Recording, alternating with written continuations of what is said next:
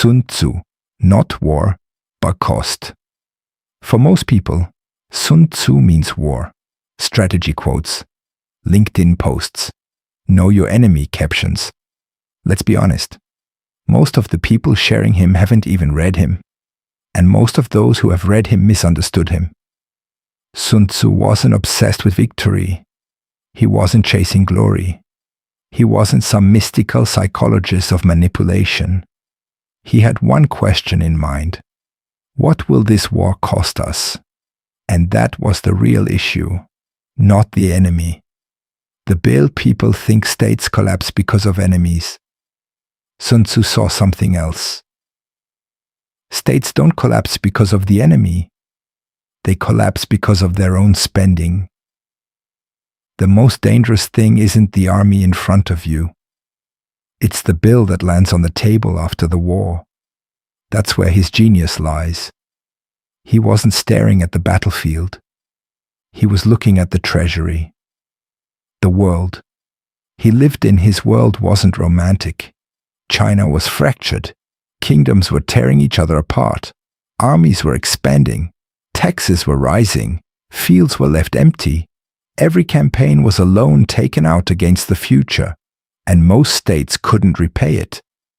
This wasn't just a military crisis. It was an economic spiral. Sun Tzu saw that clearly.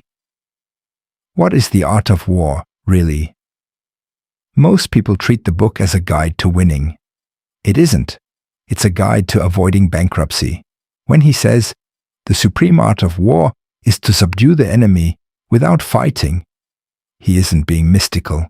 He's saying, if you can get the outcome without burning capital, don't burn capital. That's simple. Why is prolonged war dangerous?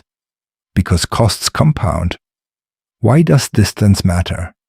Because logistics are expensive. Why is intelligence powerful? Because information is cheaper than armies. Sun Tzu didn't write poetry about war.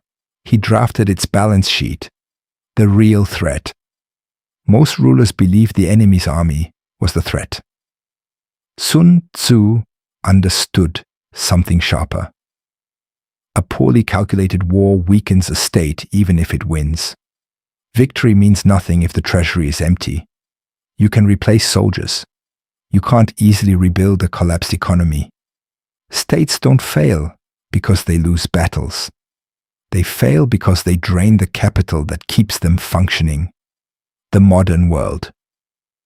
This isn't just ancient China, Vietnam, Afghanistan, World War I. These wars weren't lost because armies were weak. They were lost because the economic model collapsed. Why is cyber warfare rising?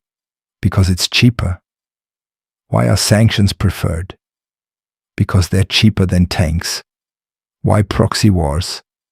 Because direct war is expensive. The modern world still lives inside Sun Tzu's balance sheet. The core message. Sun Tzu wasn't anti-war. He was anti-waste. His philosophy isn't the mindset of a warrior.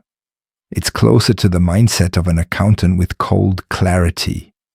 Power isn't measured by how hard you strike. It's measured by how much striking you can afford. And history shows, when financial systems collide, the bravest state doesn't prevail. The most disciplined one does. Sun Tzu's true genius was this.